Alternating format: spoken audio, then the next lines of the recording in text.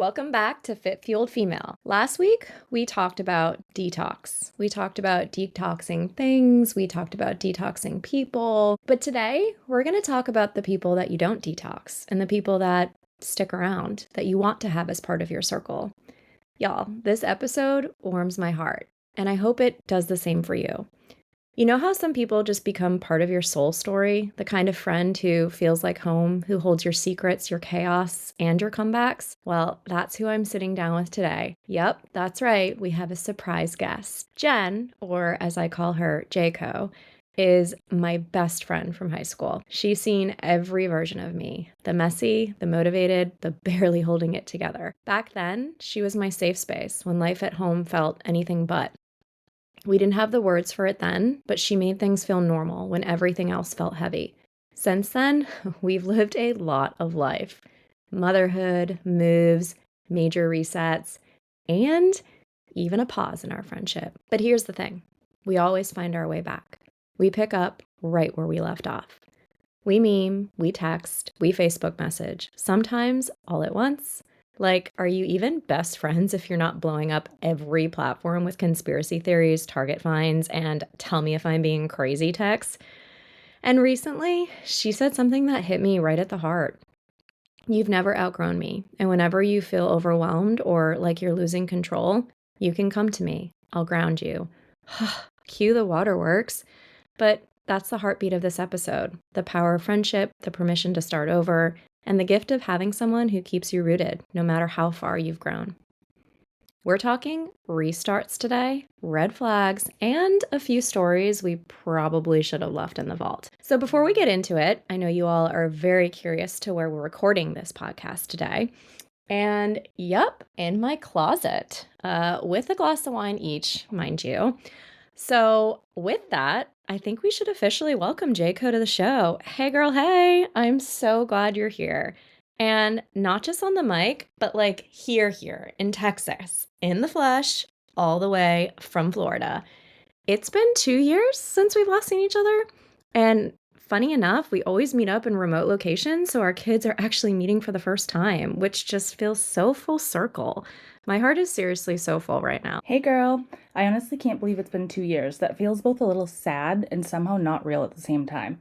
Mostly because we've stayed so connected despite the distance. Way more than just AIM on our desktop like we had in the olden days. Thank you so much for having me on. I truly feel honored. I've watched this podcast go from a long-time dream of yours to a full-on reality. And now to be sitting here as a guest, this is such a full circle moment. I've loved listening to your first few episodes, which by the way, for all you listeners, if you haven't, please go do so. It's amazing. I'm just constantly impressed by you. You've always been someone who set their sights on something and just goes after it with determination and heart. And here we are, proof of that in action. Now bear with me, because this is my first time officially on air, unless you count that one time I called into the radio station and actually made it on. Also, shout out to your first guest, Kat, who I had the pleasure of meeting last night. She was amazing, so I've got some big shoes to fill. Before we dive in too far, though, I'd like to explain for those listeners out there who may be saying Jayco? What? So, my maiden name starts with C-O, so back in the J-Lo era days, people started calling me Jayco. I was being encouraged to run for class president. Someone came up with the slogan Jayco for Prez, yes, spelled with a Z and everything. I do kind of wish I actually ran now, though.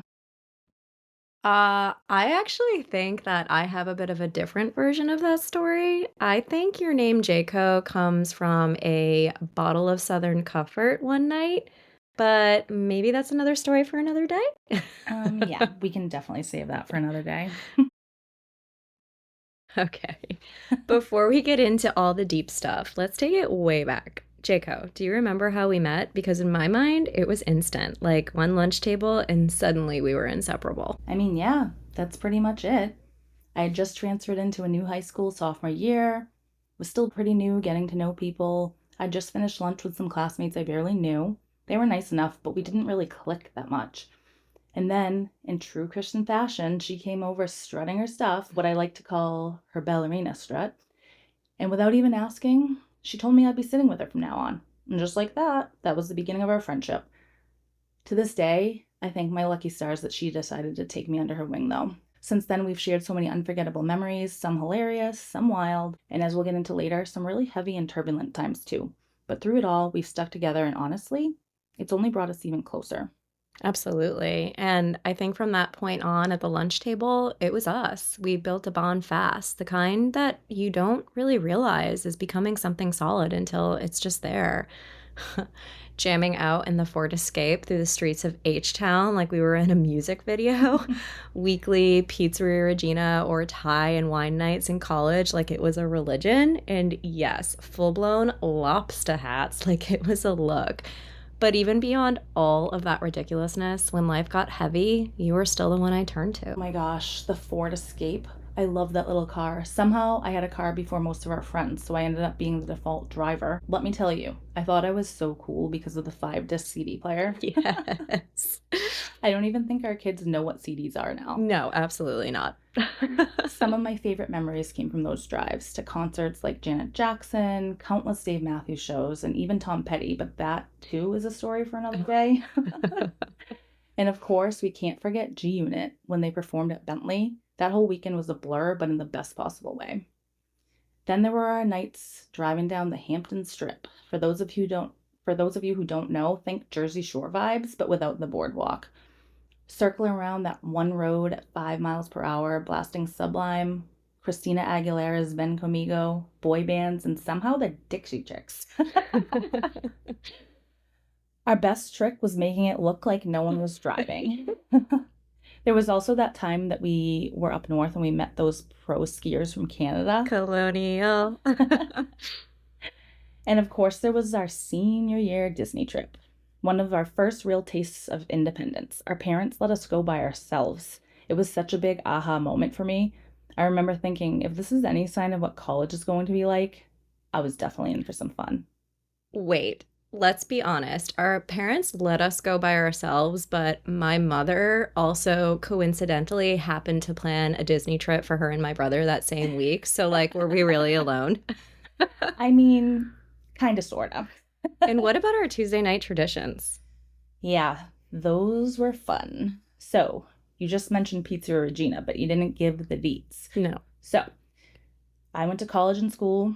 You had to take the train in. You went to your dance class, and randomly, my gym was in the same building. So I'd do a spin class, would meet downstairs. You'd probably think that we went for salads and water like a typical post-girl workout. No, we're not those girls.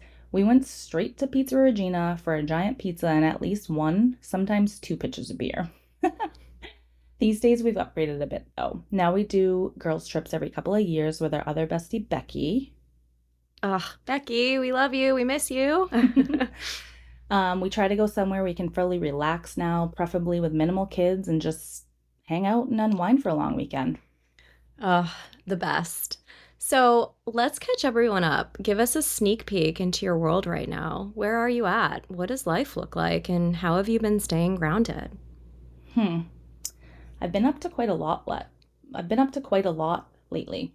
First and foremost, I'm a mom to an amazing 9-year-old son. He's truly my pride and joy. He's hilarious, super smart, and he has this incredible passion for history and geography. Also, the kid loves a good conspiracy, just like his mama. He's constantly teaching me new things, and I swear I must have been asleep in history class. This past school year, though, has proven to be pretty challenging. He was diagnosed with a processing disorder. We're still going through the assessments, but most likely dyslexia. He reads beautifully, soaks up information like a sponge, but when it comes to writing and spelling, there's a block. And let me tell you, there's nothing quite like the feeling of not being able to help your child in the way that you want to. Thankfully, though, his school's been incredible. They got him right on a 504 plan and have offered so many great resources. We've really lucked out in that area. On top of all that, I've been navigating a separation. We're doing our best to co-parent. I think we're finally starting to get into a bit of a groove. Boundaries are definitely something I'm trying to work on. But I'm also trying to rediscover who I am after 13 years, and honestly, I'm having a really fun time doing it. Ryan and I moved into this gorgeous condo in a community that literally feels like I'm on vacation. Like I'm talking resort-style pool, tiki bar. I mean, it's dreamy. I mean, I've been like waiting for my invitation, so Anytime. Work wise, I have a job that I truly love. I'm a project manager for a company that helps people with disabilities live independently in their homes. It's quite a passion of mine, so I really feel good at the end of the day. And my coworkers, they're truly some of the kindest people I've ever worked with. And I'm not just saying that because a couple of them may be listening to this episode later. I've also picked up a couple of side hustles. They kind of just fell into my lap. I'm helping out a childhood friend with some administrative work for his real estate company, and I'm also putting together a marketing plan for a local cafe along one of my closest friends. Both projects have been such a fun, creative outlet. Ryan and I became Disney pass holders recently. That's been a blast. I've also joined a trivia league where I dominate in smutty pop culture and reality TV. And you can't forget the 2000 music, which I'm pretty sure those mix CDs helped me in. I found a great crew that gives me a much needed midweek reset. And last but definitely not least, because it's hilarious, I've been actually trying to learn line dancing. Let me be honest, it's a bit of a stretch for me, this city girl from Massachusetts. It's been completely out of my comfort zone, but it's also brought so many belly laughs. Wait, so that's why you wanted to get cowboy boots here in Texas? Exactly. Love it.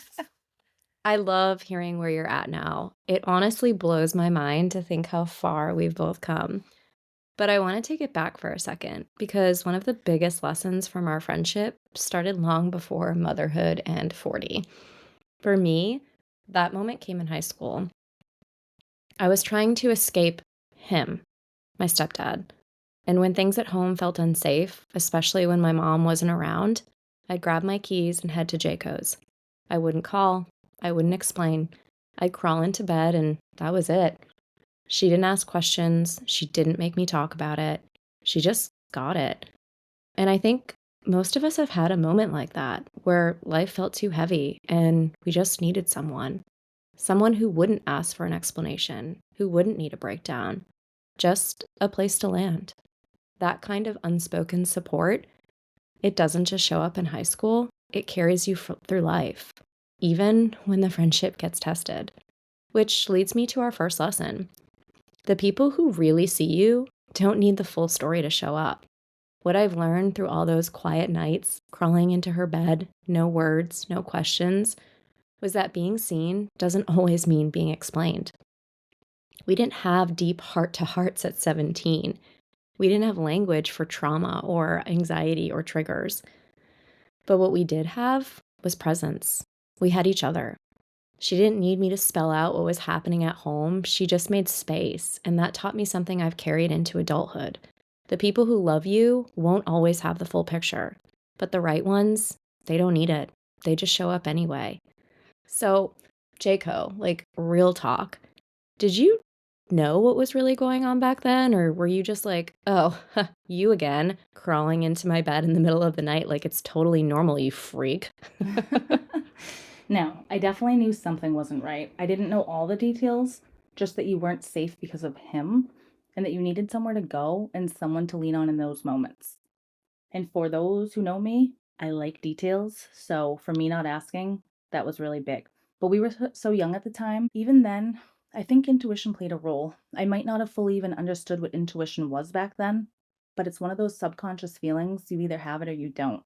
And in that moment, I felt it. I knew I needed to be there for you. And honestly, I've had other moments in my life where my intuition has really been strong, thankfully. As you know, some people listening to this who know me don't know, but I feel comfortable talking about it.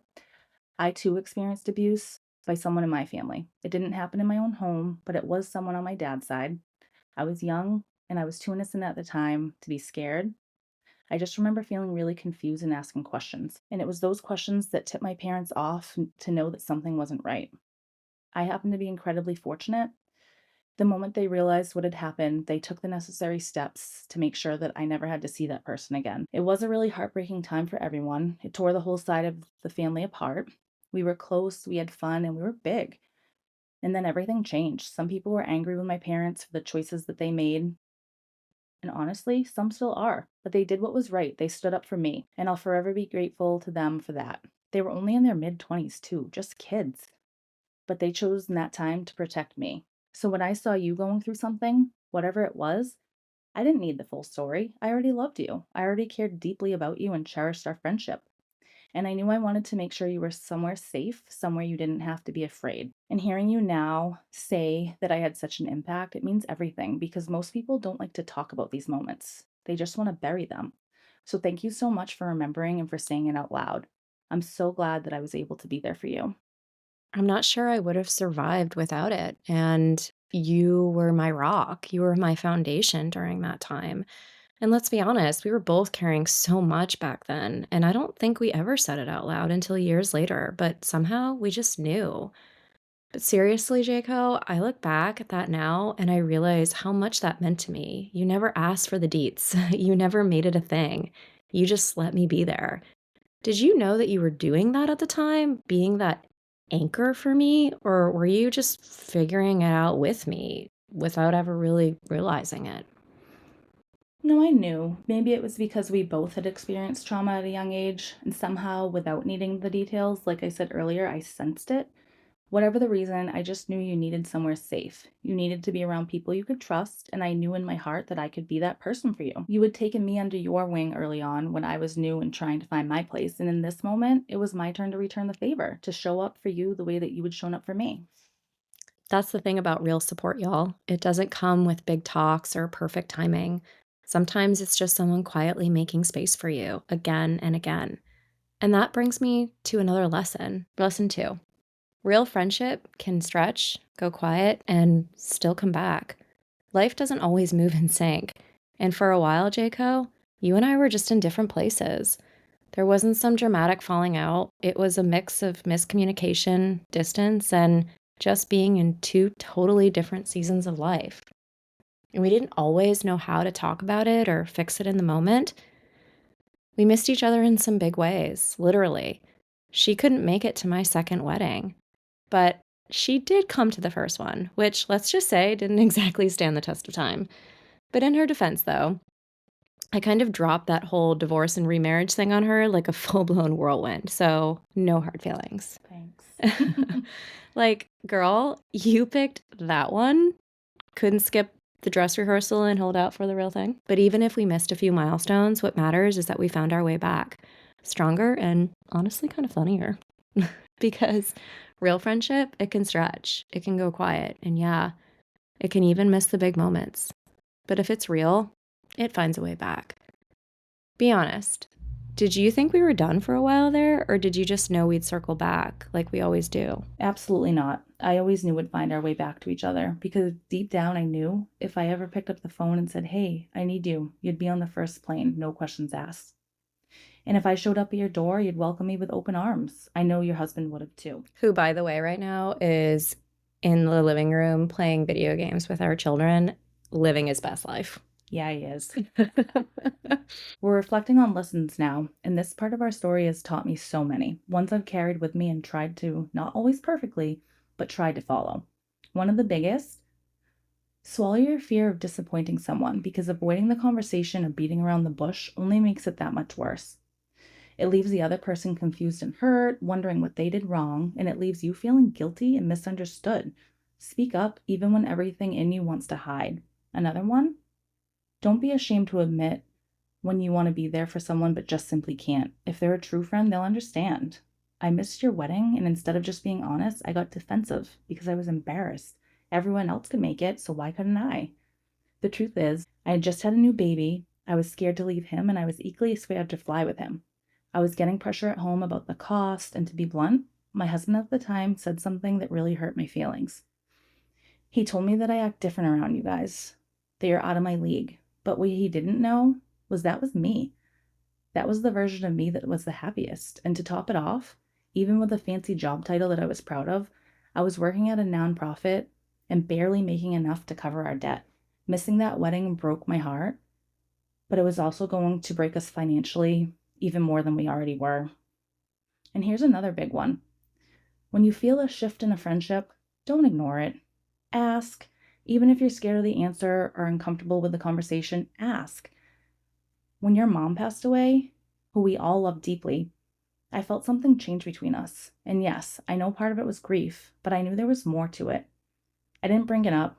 I just tried to be there without talking about it. because I thought that's what you needed.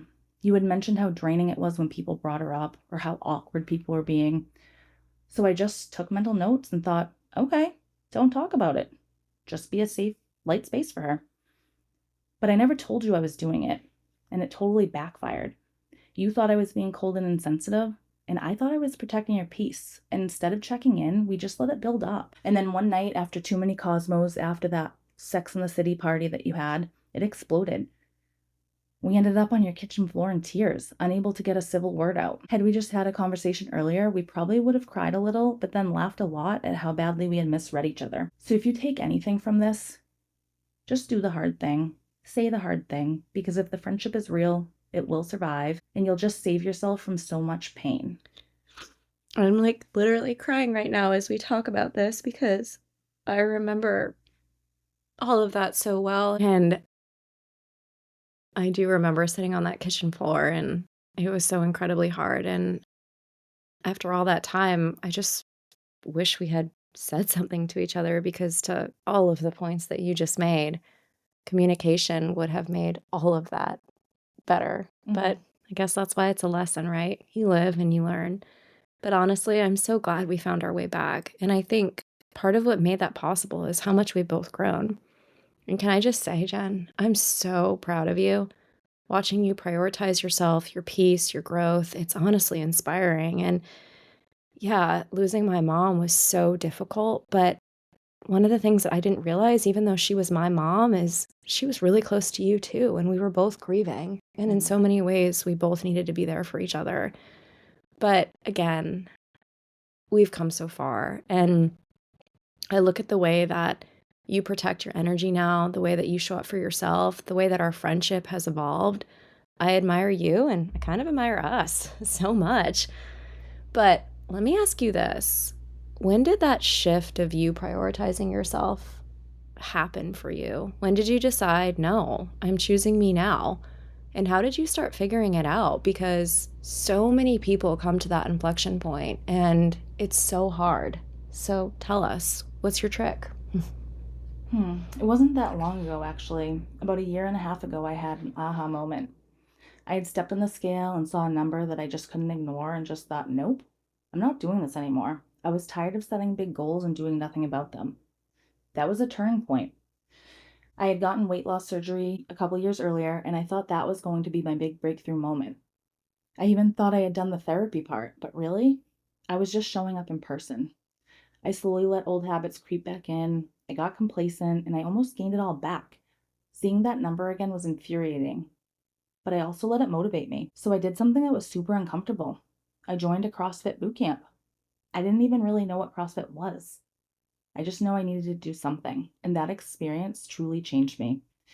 I pushed my body in ways I didn't think were possible. I formed real friendships, and most importantly, I proved to myself that I can do hard things, not just mentally, but physically. It made me want to show up as a better version of myself, and not only for me, but for Ryan. That progress carried over into my therapy. I stopped just unloading on my therapist and I started to actually do the work, looking for the root causes, not just the surface fixes. And it was exhausting. I've recently fell off of the CrossFit bandwagon, but through all the therapy and the work I've been doing on myself, I'm in a really good place right now and I will be rejoining soon. But for the first time ever, I started advocating for myself. I had a prescriber who just wasn't listening. He told me to get more sleep and to go back to the gym. And I was like, yeah, I want to do that too. But right now, I literally don't feel like getting out of bed. Like the easy button. Yeah, exactly. Come on. He was really nice, but nice wasn't cutting it. I found myself someone new. I spoke up. I explained to this new person that I had felt like I had been misdiagnosed for over 8 years, and he finally listened. Someone actually listened. I'm now in the process of transitioning medications, and I finally feel like me again. I have more energy, I'm focused, I'm showing up in my life again and in conversations. No more zoning out and daydreaming. I'm present. That clarity brought a lot of emotions to me. It's brought happy tears, but it's brought angry ones too, because I had been fighting for years just to be heard. And now that someone listened and I feel so great, it's like, wow, this could have been happening so much sooner. I also made the incredibly hard decision to end a marriage that had really ended long before. I overstayed out of comfort and out of the fear of the unknown. But the irony, we actually get along better now than we have in years. So, my advice is this: put yourself first. It's not selfish, it's essential. When you do, everything else, your relationships, your health, your peace, it all starts to fall into place piece by piece like a beautiful mosaic. So incredible. I mean, advocating for yourself is so important, whether it's medically, whether it's mentally, or just in life. Like, you have to take care of yourself because the reality is no one else is going to do that for you. And you prioritizing you really just helps to be there for Ryan Mm-hmm. and other people in your life. Because if you don't have you, then what do you have? And like I said, I'm just so incredibly proud of you and proud to hear this story.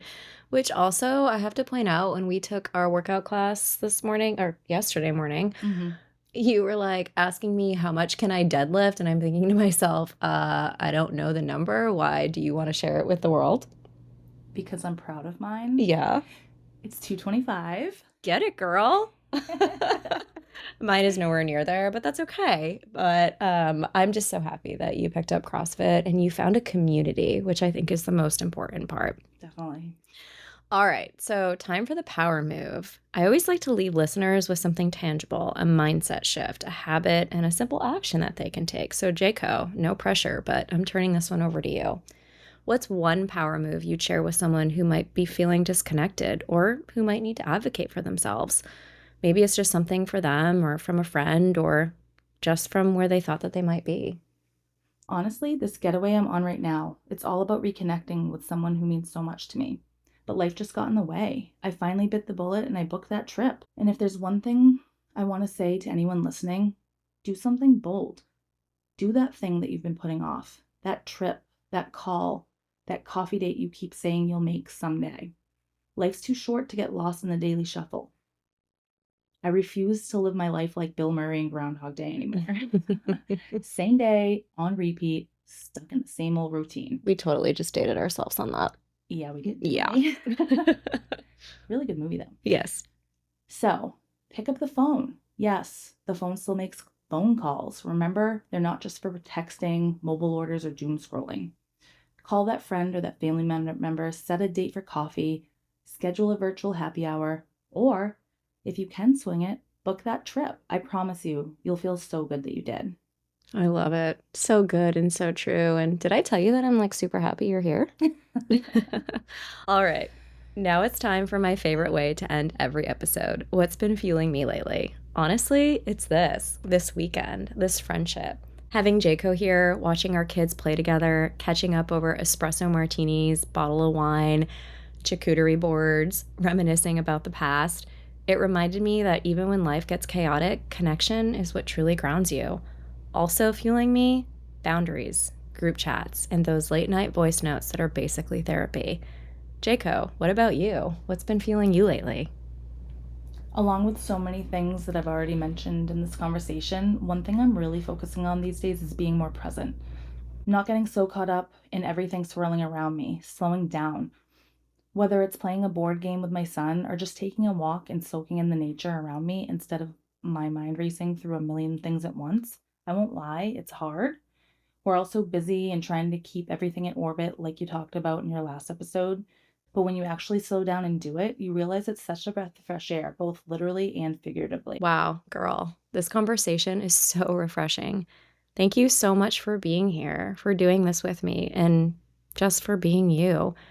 I was thinking today that it's been like over 20 years that we've been friends. That's also scary because we're getting old, but it's really incredible.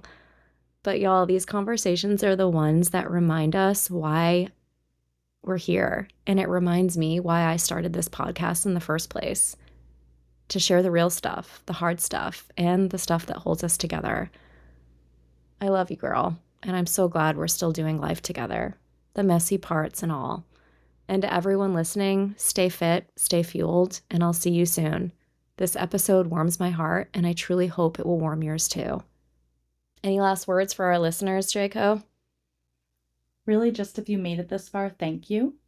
I hope that you liked our story, the good, the bad, and the ugly, and cheers. Cheers, girl. Please like, review, and share if this story touched your heart too. I can't wait to talk to you all next time.